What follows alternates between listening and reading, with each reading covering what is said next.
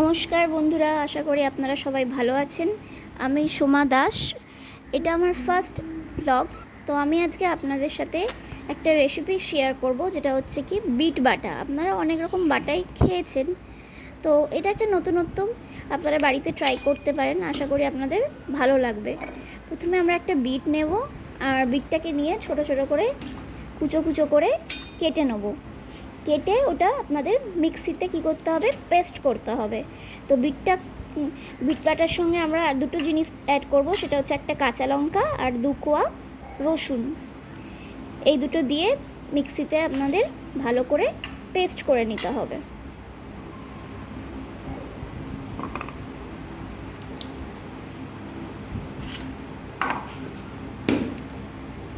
পেস্টটা ভালোভাবে হয়ে গেলে, একদম মিহি করে পেস্ট করবেন, ভালোভাবে হয়ে গেলে এবার কড়াতে তেল দেবো।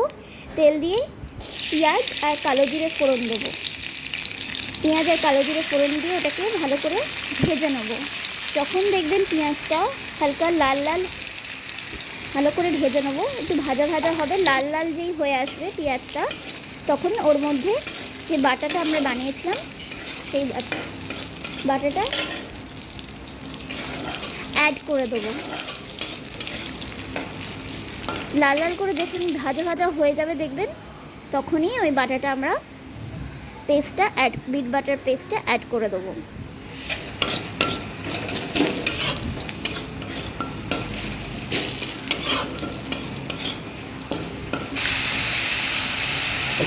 হ্যাঁ, দেখুন এবার লাল লাল হয়েছে। এখন আমরা বাটাটা অ্যাড করে দিয়েছি।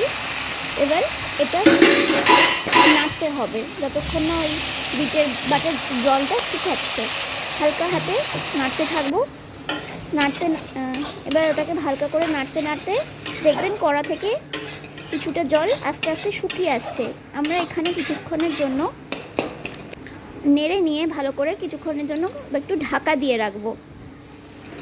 আর এরই মধ্যে আন্দাজ মতো লবণটাও আমরা দিয়ে দেবো, যে যার টেস্ট অনুযায়ী লবণ দিয়ে দেবেন। দিয়ে কিছুক্ষণ ঢাকা তুলে এবার খোলা হয়ে গেলে 1 মিনিটের মতন রেখে দেখবেন যে পুরো জলটা শুকিয়ে গেছে। তখন আর একটু ভালো করে নাড়িয়ে শুকনো শুকনো হয়ে এসছে, তখন এবার আমরা জিনিসটাকে তুলে নেবো। একটা নিয়ে গরম গরম ভাতের সাথে এটা আমরা সার্ভ করতে পারি। আর আপনারা বাড়িতে চেষ্টা করবেন, আশা করি আপনাদের ভালো লাগবে। নমস্কার।